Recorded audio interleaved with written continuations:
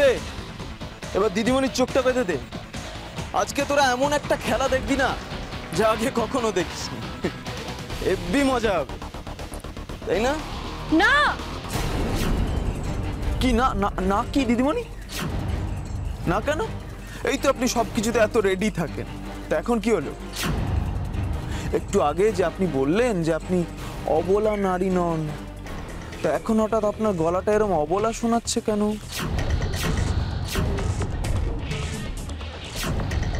তোমার কি মাথা খারাপ হয়ে গেছে? একটা নিরীহ মানুষকে এইভাবে হেনস্থা করছো, এ তো মানসিক নির্যাতন। কেন করছো এরকম? কি কি কি যেন একটা কথা বললেন, বাংলা কঠিন শব্দ কি যেন, মানসিক। যাকে বাদ দিই। আর দাদাকে কি বললেন? নিরীহ।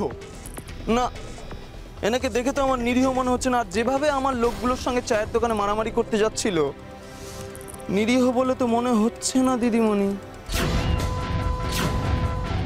খুব সাহসী, তবে আপনার থেকে একটু দমটা কম আছে। আপনি একেবারে মা দুর্গা। চালানগুলি নিশানায়,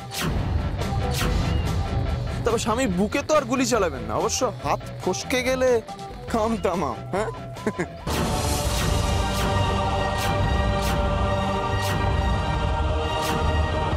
খেলা তো এটাই দিদিমণি, খুব সহজ খেলা। চালান গুলি, আপনার হাত ফসকাবে আর আমার হাত থেকে গুলি চলবে শ্যামের বুকে। ঠিক কেন? হ্যাঁ,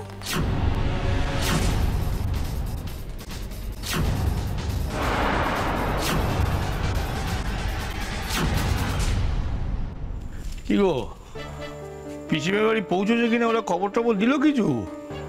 সেই সকালবেলা বেরিয়েছে, বেলা গড়িয়ে গেল, পৌঁছলো কিনা একটা খবর দেওয়া উচিত ছিল না? সে দিলে না খবর। সেটা আমিও চিন্তা করে মরছি, কেন যে কোনো খবর দিলে না কে জানে। হ্যাঁ গা, আমরা তো গাড়ি করে পিসিমের বাড়ি গেছিলাম, তো এত তো দেরি হয়নি, বেলাবেলি তো পৌঁছে গেছিলাম। চিন্তা করো, বাড়ি থেকে বেরোলো তো বাপ মাকে ভুলে মেরে দিল। বাপ মায়ের যে দুশ্চিন্তা, সেদিকে কোনো খোঁজ খবরই নেই। দুপুরের খাবারটা খেলো কিনা কে জানে। আর কিছু ভালো লাগছে না জানলে। সে ওরা ঠিক খেয়ে নেবে। আরে ও রাস্তাঘাটে খাওয়া দাওয়ার অভাব নাকি? দুজনে আছে, নিজের আর বড় বৌমা দুজন দুজনের খেয়াল রাখে। আর রাস্তাটা তো কম নয়, তাহলে ওরা আবার নিশ্চিত গাড়ি চালাচ্ছে। বড় বৌমা আছে, তাকে তো জোরে গাড়ি চালাতে দেবে না।